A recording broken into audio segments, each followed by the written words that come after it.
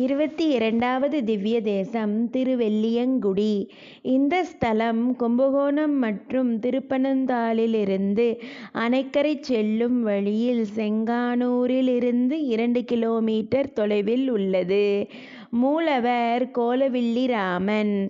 கிழக்கு நோக்கி கிடந்த திருக்கோலம். உற்சவருக்கு ஸ்ருங்கார சுந்தரப் பெருமாள் என திருநாமம். தாயார் மரகதவல்லி தாயார் என அழைக்கப்படுகிறார். திருமங்கையாழ்வாரின் 10 பாசுரங்களால் மங்களாசாசனம் பெற்ற திவ்ய தேசம். மகாவிஷ்ணு வாமன அவதாரம் கொண்டு மகாபலி சக்கரவர்த்திக்கு 3 அடி மண் கேட்க, இதென்ன பிரமாதம், இந்தா பிடியும் என தாரை வார்த்து கொடுத்தான் மகாபலி. அவ்வாறு தாரை வார்த்து கொடுக்கும் போது அந்த அசுர குலகுருவான சுக்கிராச்சாரியார் ஒரு பூச்சி வடிவம் எடுத்து தாரை வார்த்து கொடுக்கும் செப்பு குடத்தின் வாய் துவாரத்தை அடைக்க, பெருமாள் ஏதோ அடைத்திருக்கிறது என துவாரத்தை குச்சியால் குத்த, ஒரு கண் இழந்த ஒற்றை கண்ணானான் சுக்கிராச்சாரியார். கண்ணிழந்த சுக்கிரன் கடும் தவம் இருந்து தன் நேத்திரத்தை பெற்ற ஸ்தலம் இது என்பதால் அவர் பெயரிலேயே வெள்ளியங்குடி என அழைக்கப்படுகிறது என்பது வரலாறு. தேவர்களின் சிற்பியான விஸ்வகர்மாவிற்கு பல திவ்ய தேச கோவில்களை கட்டுவதற்கு கிட்டிய பெருமை தனக்கு கிடைக்கவில்லையே என கடுந்தவம் புரிந்து வந்த அசுரர்களின் சிற்பியான மயன் என்பவருக்கு பெருமாள் சங்கு சக்கராதையாக மகாவிஷ்ணு கோலத்தில் காட்சியளித்தார். அப்போது மயன் தனக்கு இந்த விதமான திருக்கோலத்தை காண விருப்பமில்லை என்றும் ராமாவதாரமாக காண வேண்டும் என்று சொல்ல, அவர் விரும்பியவாறே பெருமாளும் தன் கையில் உள்ள சங்கு சக்கரங்களை கருடனிடம் கொடுத்துவிட்டு வில் அம்புகளுடன் கோலவில் ராமனாக அவதரித்தார் என்பது இந்த ஸ்தல வரலாறு.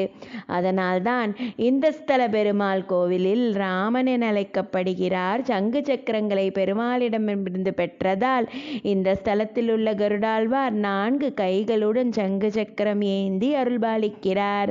தனக்கு கோலவில் ராமனாகவே காட்சியளிக்க வேண்டுமென திருமங்கையாழ்வாரும் வேண்டியதால் அவருக்கும் அவ்வாறே காட்சி தந்தாராம் என்பது மற்றும் ஒரு சிறப்பு.